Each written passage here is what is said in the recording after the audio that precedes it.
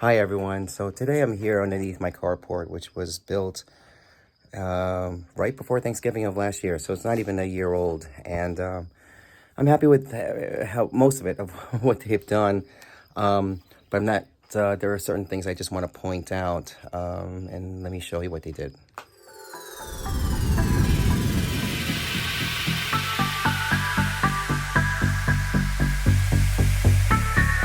So as you can tell with the joists that are going, they're attached to the header over there. The Simpson ties that they used at the time, I was kind of questionable what they were doing, and it sounded like a good idea, but as you can tell, it doesn't really, it's starting to peel off away from the wood is starting to pull apart from each other, and everything's already set in. And the reason why is there is really no support on those ties. Okay, let me get a closer look on this. So the only support that this thing has are these nails down here, but there's not really anything up here, and that's actually looking on both sides. Okay, so as the wood warps, when it not warps but settles, the tie is actually pulling away from this beam here, and I have no other way to figure this out. So I did a lot of research online, and they do have joist hangers that will work at this pitch. Okay, you can buy these over at your local hardware store like Home Depot or Lowe's. But in essence, what I need to do is cut, just more work, you got to cut this out, and you have to do this on both sides. So this will be the opposing side. The only problem is I'm still going to have something left over from this tie underneath this beam, but there's no other way to take it out unless I dismantle the whole carport, and I'm not about to do that. Okay, so I will be working on this one. As you can tell, I actually worked on the ones on both sides, and as I'm removing the screws up there, I added this 2x4, and I drilled it in using I guess all-purpose construction screws. And that's in the event that if this rafter actually does come down, which I doubt, because it should be stapled up, nailed up to the 4x8 plywood above it. Okay, I'm going to use my oscillator, and it does have that titanium blade there, so it's going to be, I'll be doing a lot of these Simpson ties, so I wanted something that would last, and this seemed like the better option. They also have the, I think it's a carbide tip as well, and that works just as good. I bought those, but I was really happy with how these things cut. So first thing I'm going to do is I'm going to cut right down here, and I'm going to do it on the other side as well. All right, so I'm only going to show one side just because it's repetitious. So let's start off here. Let's see, try to angle this just a little bit better for me. There you go, just like that. Okay.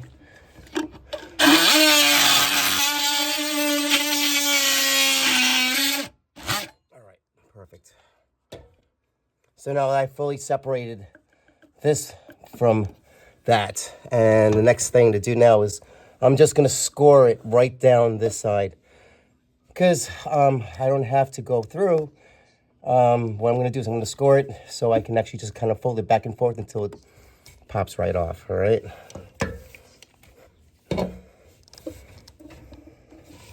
So again, I just had to readjust the blade so that's a little bit more of a 90-degree angle, and just go up and down. So the nails that were used were the 10D. These are about 1.5 inches each. They use them on all the holes except for 2 of them where they use construction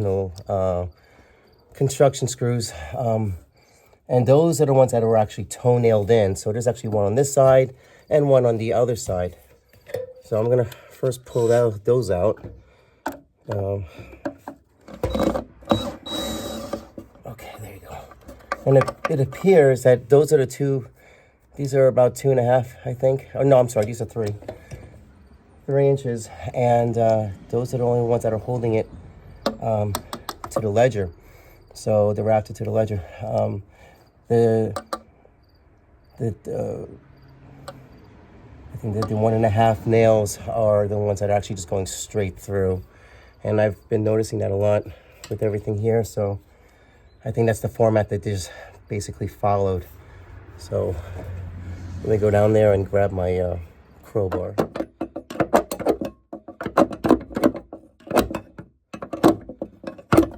Just go back and forth. All right,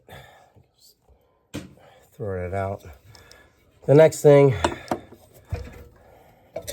is to try to get it, that little wedge right there, right where the nail is. So then just have to push it in. You need a smaller pry bar just to kind of pull it out. Now this is what I was talking about. You can just kind of wing it back and forth. And I'll just use a hammer to do this. Should be fine. Just use your hand. Now I should be wearing gloves for this because of the sharp edges, but I think I'll be fine. Just kind of go back and forth. There you go. So repeat on the other side. Now keep in mind, you're still gonna have that little piece that's inside. Get this out of here. Okay. And that's the part I cannot pull out. All right. So it's just gonna have to stay in there. I don't think it's gonna be too much of a problem having a little piece there. Preferably not, but all right, let me get on this side now. Okay, again, I already got this part out, so again, it's really the same process. All right, just the opposite side. You can still see that little piece that's left over. And let's go grab that new, we're gonna retrofit those new ties in, okay? So this is the Simpson tie. Again, I showed this earlier. This is the LRU26Z. Again, retrofitting everything. There are different types of ties, but this one's actually nice because you can, again, you can bend it to the slope, okay? Again, if you can't use the ones that are readily available in those stores because they don't have that. They're actually fixed to like a 90-degree angle. So what I normally do, so I've been doing this for here, so just get hammer, and again, just make it easier for myself. Just bend one arm this way, and then the same thing on this side. It just makes it a little bit easier for me. Okay. After that's done, you don't have those, how you pound in those tabs. So I normally want to do, and I already did it already, but I just kind of squeeze it a little bit so it'll grab onto the 2x6. Okay. Just want to slide it up.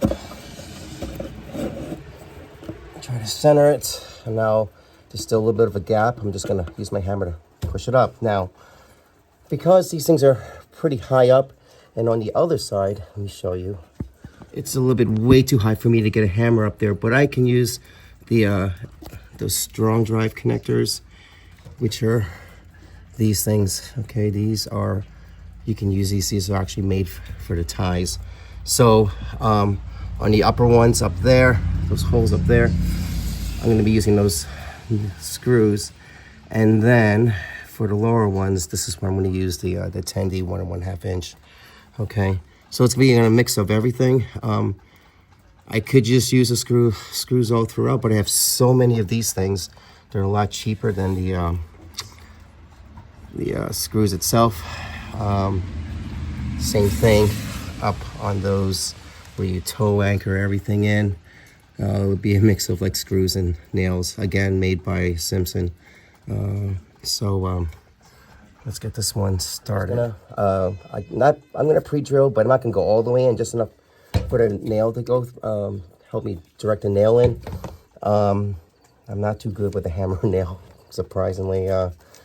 But the one thing I want to do is actually this hole here, because this is actually where that plate is underneath. And I won't be able to drive anything through there without puncturing it. So I got this drill bit, which actually is used for everything, including metal. So I'm just going to angle it in. These are 3-inch strong drive nails made for these connectors by Simpson. I have this thing about things being upside down. There you go. Okay, so with that, and because I already pre-drilled the hole, this nail should basically try to follow that path. So I'm using a nail. So I love these. You know, they make so many different ones, but this is the best for the application I'm using it for. Unfortunately, well, it doesn't really matter at this point because they're both made by the same company where those nails and screws are recommended. But you have to make sure that every hole is filled. This is a lot more stable than what was here previously. Okay, so I'm going to do this to the rest and then take a quick screenshot. The one thing I'm not going to go near, and that's for sure, is this one right here. This is the power going into the house, and it's just so god darn close to it that I'm just going to have to deal with something like that. And you can tell how it's slowly starting to separate a bit. So, but everything else I am going to do. I already started down there. I was doing every other, but I figured I'd use this one over here as a sample. You can tell what's been done so far. And I still have those down there I gotta do. Okay. 10 hours later. Okay, so here is the final product. That one, I still have to figure out what I'm gonna do. For now, I'll just keep it as is, just because it's so close to the power line. And then that's just a 2x4 from what I was doing on my last run. So I guess the take-home note is just to make sure that you use the right item for whatever project you're doing. That way you don't have to go back and do this again. And I think that'll be it. So, all right, I'll see you on the next one. Okay, all right, bye-bye.